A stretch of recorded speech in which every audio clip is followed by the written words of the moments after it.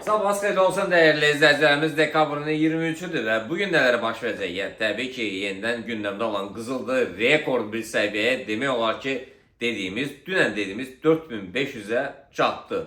Çattı mı? Tabii ki çattı. Təqribən 4498'lere kadar qalxdı. Bugün neler edecek?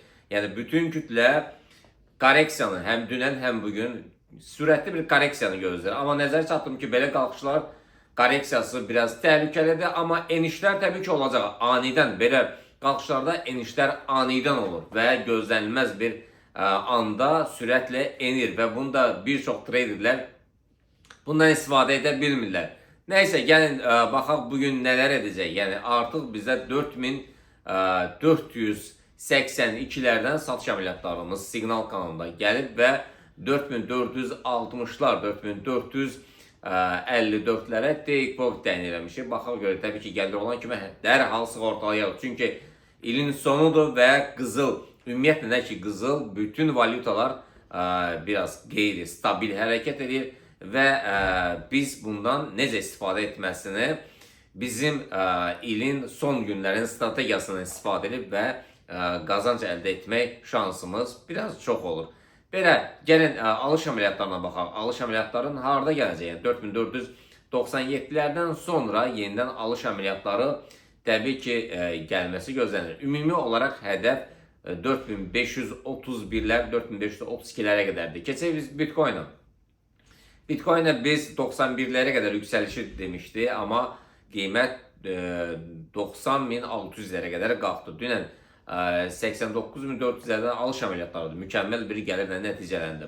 Bugün nələr baş verəcək? Ümumiyyətlə dəstək xətti 87'lərdir. Bundan aşağı formalaşsa təhlükə yarana bilər satış əməliyyatları üçün, yəni zəiflənməsi üçün.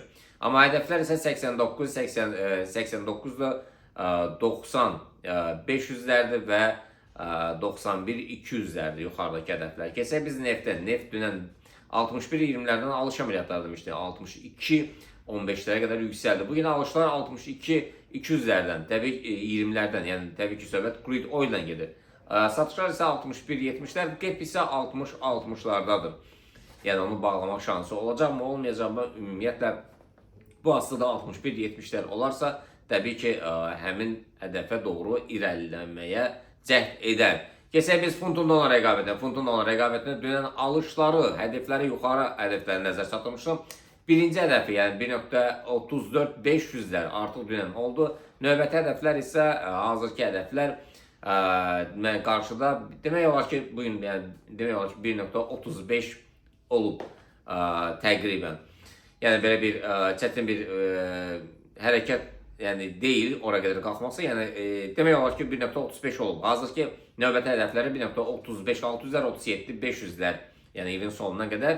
Satış əməliyyatları günün ikinci yarısından sonra gələcək. Keçək biz euro dolar rəqabətinə. Euro dolar rəqabətində biz yuxarıdakı hədəfləri nəzər çatdırmışdıq. Təbii ki bu dünən 1.17-600'lər demək olar ki oldu. Hal-hazırda 1.17-750'lərdir. Satışlar günün ikinci yarısından sonra. Qabaqdakı hədəflər isə 1.18-700'lər, 1.19'lara kimi.